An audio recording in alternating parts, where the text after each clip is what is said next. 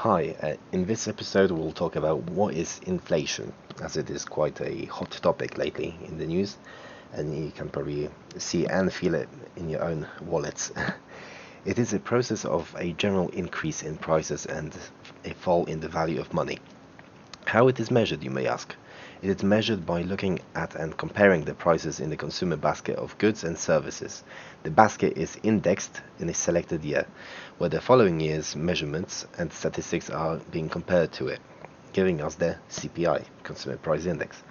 In the table, we can see that the index is set to 100 in the year 2015.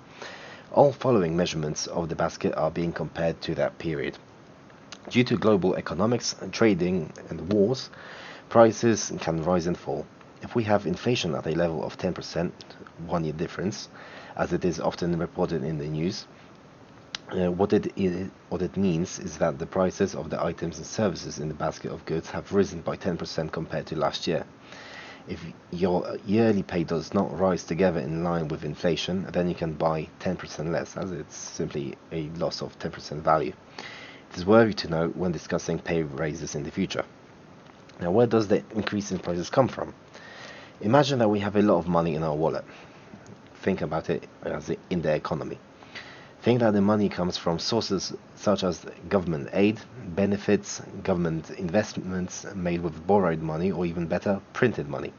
The more there is of something, the lesser the value, which in the case of money in the economy slash circulation, or as we know, our wallet, the sellers and suppliers of products and services will increase their prices in order to earn more money since there is more of it available. This can be considered a demand pull inflation. On the other hand, when costs of production increase, the suppliers will increase their prices to keep up the profit margins and keep the businesses alive. The increase of prices in this order is called cost push inflation. For example, this can be seen now and in the near future due to a lesser supply of oil, fertilizers, food, due to war and other global events affecting the markets. However, after COVID, many countries have printed significant amounts of currency through relief, loans, donations, aid, which have their effect in the economy, where over 16% of total currency in circulation in the US has been printed throughout 2020, as you can see on the graph. In the case of governments announcing a victory with inflation lowering, I'd like you to remember how inflation is measured, year-on-year index comparison. If our pay does not rise at the same rate as inflation, then we're losing out on our labor, possibly even losing a whole month of pay.